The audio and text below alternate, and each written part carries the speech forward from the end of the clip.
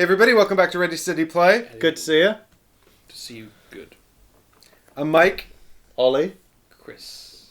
And we're here to talk about our thoughts on Super Fantasy Brawl after an enormous number of games. Yes, it's been a great trial and a great tournament, and I have to say that overall I think we can all agree Chris is not as good as he appears to be. What? You guys just bad? Is that it? Well, you only won the games we filmed, you see. Yeah, and he lost everything else, like to the point of once he just didn't turn up, he knew he was going to lose. It's true. I'm sure there were countless games that you've had over the last week where I just didn't show up.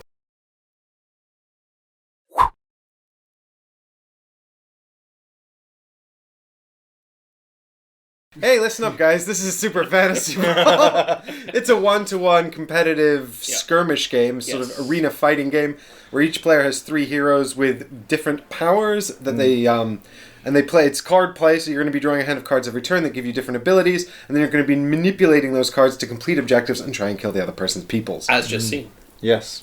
As seen on Ready Steady Play. Twice. Yeah, so first of all, impressions are, I love the minis. I love the fact that they've gone to the effort of them, because a lot of tabletop games don't. And he's got Robo half. Yep. Yeah, he's like a mechanized troll. That's really funny. For a troll that's a regenerating troll, he seems to have a lot of mechanical replacement parts. The bits of him left over. Gauntlets. The bits of him that are left over. She looks like the Spellweaver from Gloomhaven. Yeah, might do. Pretty cool. Your favourite man of the match? I mean, he actually doesn't have particularly, like, his card. He has no one card I'm like, that's brilliant. Apart from the one that it's one of his cards that defensively stops you from being moved. Yes, yeah, that's which he used a lot. Brilliant card. Goldar is obviously the Goldar is the best. Goldar. Bar none. He's awesome. But all the miniatures, they're so good. Yeah. There's something, it's hard, they remind me of something, but I don't know what. This one in particular, the troll in particular. It reminds me a lot of Warcraft. That one. Yeah, I guess that's It really reminds me of Warcraft. Yeah, with the...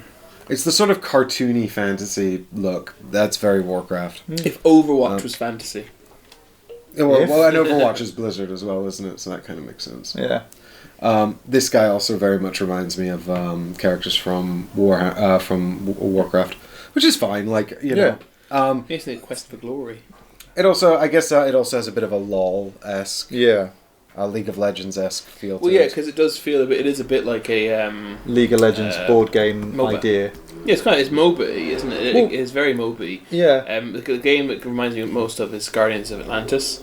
I mean, Guardians of Atlantis is programming as well, I think, doesn't it? I haven't played in a long time. Yes, yeah, it is. Yeah. So it's quite different. It's quite different, but it does feel very similar though.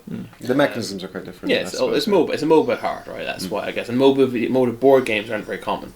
What do you think of the objective board with the changing value?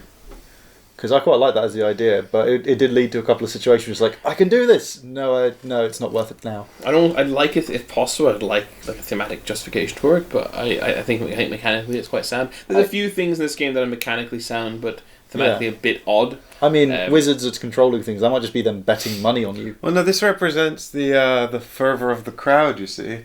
So they're super excited when it comes out. Or they sort of build excitement as it comes out, but then and then they forget about it. You know what? If they did, that would do me. If they had pictures here of like crowd, if they had like some like excited people have changed with different levels of excitement displayed, that would be enough for me. Just a little bit, just a little piece to make me. Because I'm a thematic game. Right I do like the fact that it's like all the problems of the world are solved. We're bored, so we're just going to have people fight for our pleasure. And it's funny because you said on the artwork that there's no sign of a crowd. Right. Which is like, it's a blood sport arena, and there's no one watching, except obviously that's really funny, the wizards. Yeah. Are all the cards going to have unique artwork? As far as I'm aware. Or are they just going to have... Well, no, I don't know. I mean, the artwork's repeated. Like I'd like it to have unique artwork, and I'd like maybe something a bit more thematic. I'd like these to be be more interesting than just the logo. I think partly, apart from that, it's aesthetically it's fantastic. I would say that partly the artwork on there is like it's easy to see at a glance which character it belongs to. Yeah, you're right. But they can make the symbol a bit more obvious. They can make it a bit bigger. Yeah. I mean, different artwork. Design notes definitely. But what do you think of the level up? Because I like that. Yeah, it's good because it mostly hasn't come into it that much, but a few times they came into it in big ways. Yeah. Something to be aware of, but nothing game breaking. I like the fact that every character at different times feels overpowered, which means that they're all balanced. They're equally overpowered. As I said on camera, I can't remember if it was on camera or not. I said this was like whenever a character's being used against you, you're like, well, that's rubbish. That's too powerful. But then when you are holding their cards in your hand, you're like, oh, it's just suboptimal. This doesn't work. It's not good enough. So that's the sign of a really well balanced game. I think it is very well balanced for the most part. And that's the kind of feeling you want as well, like a real sort of sense of apprehension when it's your opponent's turn, because you know they've got all this powerful stuff they can use. And then when they don't, because the card draw hasn't worked out for them, it's like a massive relief. Yeah. But, there's always something threatening you can do, because even when you can't play cards, you've got all this movement you can do and these standard actions you can do. The standard actions are all good. You don't... I had at least 2 turns across those games where I did 3 standard actions. Yeah, and you're still achieving stuff. You can do damage, you can heal, you can plan. It's good. Yeah, you can move 6 spaces. I like that idea because in a lot of games where they have that kind of, if you can't do anything normally, you can do this. The actions do feel like this is a pity action, as opposed to exactly. I'd rather do this right now because I want the movement. Yeah, they don't feel pity at all. Yeah, actually, they all have I'd say possibly though the red one was like deal 1 wound to an adjacent enemy feels a little bit underwhelming compared to what the other 2 do. It ignores armor though. But that's the thing. It's because it ignores armor. That might be the last wound you do to someone to take them off the board. Well, that's what I was thinking. I think it might be very necessary to include that, just to allow you to get that final wound through that you need to when you really need it. Otherwise you're relying on the card draw too much potentially without that ability. But it's funny because on the look of it, I thought, well, that seems to be the most underwhelming. But it definitely has its place, having played through the game a couple of times. Yeah, and I like the fact, I think defeating champions, giving a point, works quite well. It's not, the game does not devolve into just like a slate, almost like a death match. Yeah. The objectives because if you just focus on kill, then these will slip away from you 100%. Yeah. Well, it's funny though because it's a very low victory score, like 5. Yeah. But like when we first looked at it, we thought like this is going to be over in 15 minutes, and some games can definitely look like they're going that way, and then you end up with a clever combination, and you manage to claw back the gap. Yeah, I mean there is the game can be very quick and can take quite a long time. Both because of the styles of games there are within one. So the styles of play styles. Yeah, thank you. But also because you can get quite AP prone with optimization, as that we all did at various times. Yeah. But the thing is, because it's like base potential length is so short, even a longer game of it still does not outstay its welcome. Yeah. I like that. Yeah. I said to Mike, I think before you got here, it reminded me a lot in principle of the Games Workshop one, the Gore Chosen, where it's a simple grid. Which one? Gore Chosen. I don't know if I've played that. Essentially, you have 4 heroes and you're just going around whacking, and the thing there is the goal is just to kill each other. This has actual things you're trying to accomplish. Yeah. And exactly. that's where I think it's more complicated because it's got the extra mechanic, but I like that because it means you can't just go like, well, my character is really hard to damage, ergo I'm going to win. Yeah. Because you can't just tank away the victory because there are objectives in this. Yeah, and some of the objectives might be, right, have 1 on every statue or be all the way over here, and you're tanky guys, right, I need to get there now. I really like this. The card play system is not just like a dice mechanic, a dice rolling or anything. It's all card selection, and the fact that the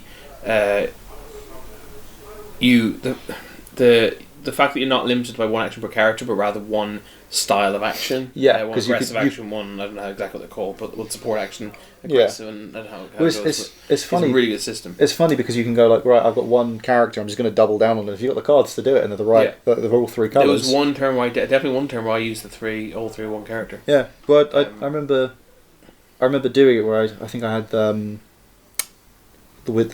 wizard woman.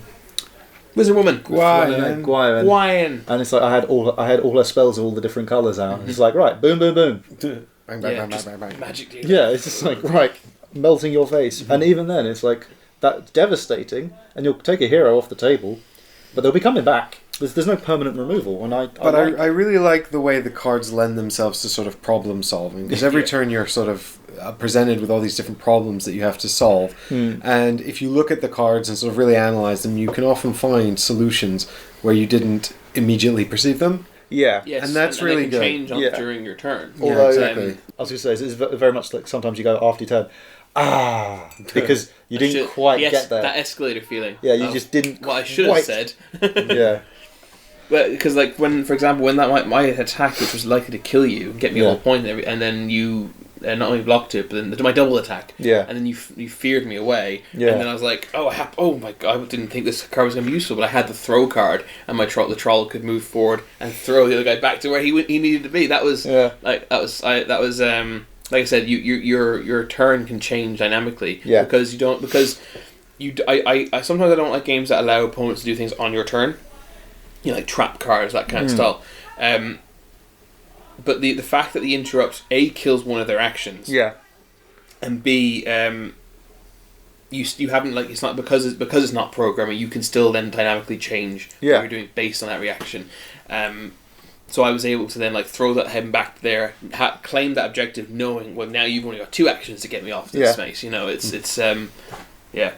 Yeah, Can I just gush for a minute? Because we've been very diplomatic and very positive, but also very professional. Gush away. It's so good. It's so much fun. I'm not just saying that because I won. I said that halfway through our practice game where I was losing. I freaking love it. And the minis are so good. They're so good. Yeah. And what I like about it is if you want to play competitively, you pick 5 minis, and that seems like a reasonable number to paint.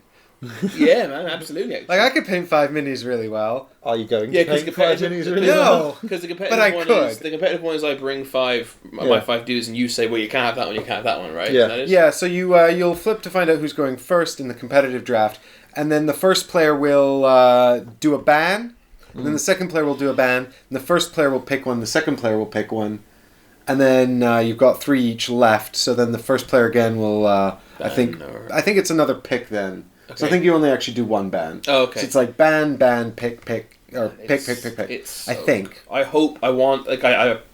really appreciate the fact that they want this to be a tight, balanced game, and therefore they're not going to do the GW thing, just like throw in more characters every 5 minutes. But I would like more. I hope there's a good big roster. So there's already, in addition to what we've got here, the 7 heroes here. So 6 of these heroes come in the core set. Okay. The one that doesn't is Kal-El, who's going to be a sort of an expansion character.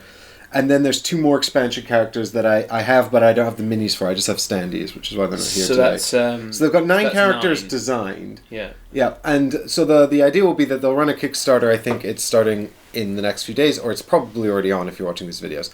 And you will get in that Kickstarter the core set, plus early access to the 3 designed characters, plus a bling. You know, so there's no competitive advantage other than the early access, right? Yeah. Everything else is just fancy toys. And you're not going to get like unique objectives or unique cards. Nothing like that. Yeah, nothing like that. Maybe you might get alt art cards or something. That's the way it should I don't really know. Yeah, they haven't told me. Yeah. But I think you'll get like fancy reward. No, there's no gameplay reward. That's good. Well, because they want it to be competitive, right? Yeah, and I respect that hugely. And then I think their aim is to have a new hero or something every month or something like that. I don't know. That's quite regular. Well, I doubt they'll hit that. Regular support. Well, we'll see. It's up to them. Yeah, sure. I've never designed a character to try and add into a competitive game in a balanced way. Maybe it can be done in a month. It seems like it'd be tough to playtest that in a month. Well. Anyway, I freaking love it. Mm-hmm. I absolutely love it. I can't get over how much I like this game. I have to say, like, critique hat on. All in. There was a couple of points that I found a bit annoying for the way the keywords are done, because we had to do a lot of rules check where it's like, how did these 2 cards interact with each other? Because there's situations where it's like, if I read this one way, it's to one player's advantage. to the point of this entire chain GW rules lawyering, isn't it? And it's. I mean, I play. I wouldn't say there was a lot of it, but there was more than we expected. But I play Warhammer, and I've had to argue my way out of a lot of things before. And I think this game is small enough, because I appreciate what you're saying, and I think this game is small enough that if they have just a really tight timing window from the very outset, that sort of really clearly defines the stages and when things can be played, it shouldn't be a problem. And there is a finite number of specific cards that can come up against a finite number of specific other cards, and they will fix. I mean, this is going to be even at this because what we seem to like about it is it's relatively stripped down. It's relatively lean and light, and that's not crunchy as hell. But it's deep enough to give you. But I think that's always the most appealing, isn't it? When something's sort of really parsable, but has a lot of depth. Absolutely. Right? I think that it will be, even in this lean state, a nightmare to balance all these card interactions. Yeah. One of the facilitators to making that easier is the fact that there are no factions. So if one hero is really broken, everyone can have it in all games. Yeah. And then probably what will happen is that it'll just be banned immediately from the outset, right? Yeah. But and that's a bit of a shame. So fingers crossed they're able to avoid that as best they can. Yeah. I think there will be sort of some elements maybe of power creep or a hero that's particularly powerful. But like I said, at least it's not. Because each hero is a self-contained module. You don't have to buy anything for cards to use with something else. Yeah. You don't have to buy anything and then worry about getting the rest of the faction. So you can, if something's totally broken, you can just go and buy that one hero, and now you've got it too, and the playing field is sort of leveled again. I mean, the only cross kind of play in that sense is everyone. I think all the heroes have one card like anyone. Yeah, they've got the. So you might find like a really nice. Card. You might find like a super nice combo where like a Goldar card works particularly well to be played for Kilgore or something, right? Right, but then you would just buy Goldar, right? Yeah. Well, what I mean is you only have to ban one of them. Then if that's a known combo, just ban one of them. And you see someone show up with them. Yeah. But that's the thing as well. Like because each hero is self-contained, it means that you're not deck building, you're roster building. Yeah. And especially if you're using the competitive format, if everyone knows that these two characters are pure filth together, you're never going to get to the table with them both. Yeah, so probably no point in even bringing them. Yeah, because your opponent would just be like, no, that's not happening. Yeah. You're better off bringing 4 characters, two pairs of decent combos, and being guaranteed to get one of the combos off than pick the OP combo that will be banned. Yeah. And given that it is roster building and not deck building, that actually makes having a ban list really simple as well. Just like you can't have these two heroes or champions in the same roster. They don't even need to do that because of the ban rule. It's self-policing. Yeah. It's a good system. I find it fun because the idea of in any game there's going to be a combination that's like derpy stupid or just amazing, and it's partly limited by how the cards come out because that is random. You will go, if I had these two cards together, then I'm great, but they've got to be in your hand, and you can't guarantee that. And there's a few cards of draw up to this amount and maybe plan, which gives you some agency over it. Yeah. But there's not so many of them that there's not a lot of it. No. There's not a lot of anything, is there? There's not a lot of like planning ability. There's not a lot of movement. But it's not that much. There's actually not that much like armor ignoring. It's just that you pushing yourself armor ignoring. But it means that you don't have a lot of chance. You can't optimize your deck too well because a lot of games like this you burn through things. Yeah. Like for example, Keyforge is a good one. That deck is pre-constructed, but you can end up going, I'm going to burn through these cards so that I reduce the pool of uselessness. Yeah. And then you're getting them all back because it's shuffled back in. That can't happen very easily with this because you throw your whole hand at the end of the turn. So the only way to keep a card is to plan it. Yeah. And that costs an action, which is an expensive. It's an expensive card that's due for free. And it's good if well, you wouldn't. You'd still have to pay an action to play the card. Oh yeah. I mean, that's like you happen to. I really want to do this anyway, and let me plan, for example. Yeah, but it's very rare. There are limited examples of that. I don't think there's any planning cards that let you attack or anything though. Oh, probably not. You're probably right. I think they're all draw and plan. One of those characters, maybe. Yeah. I think the best is move and plan and move and draw and plan. Well, my only criticisms, I think I already said. I'd like unique art. I'd like there are a few things that are a bit wonky thematically, like the increase and decrease of points, which they could fix. A few things like why is the fire hurting me? Why is the splash damage of fire more damaging potentially than the impact? A few things that are niggly, but reflecting mostly, poison dart. yeah, the poison dart that you can somehow go over something. Yeah, it's a bit strange, but that's it. Like that's the and then some of the keywords. Is I honestly have faith in them because this is a prototype stage. And because it is a limited roster, I do think that they will get the the rules down to a very manageable, clear, manageable state. Question so for overall, you. that's I very few. Question for you though, Chris. Clarity on the cards. Any particular problems? Oh yeah, oh yeah. That'll change though. Sure. No. Like not like the symbol cards. We mentioned like that is getting changed. But in terms of like the symbology or the artwork of aside from that, is there any issues you came across or?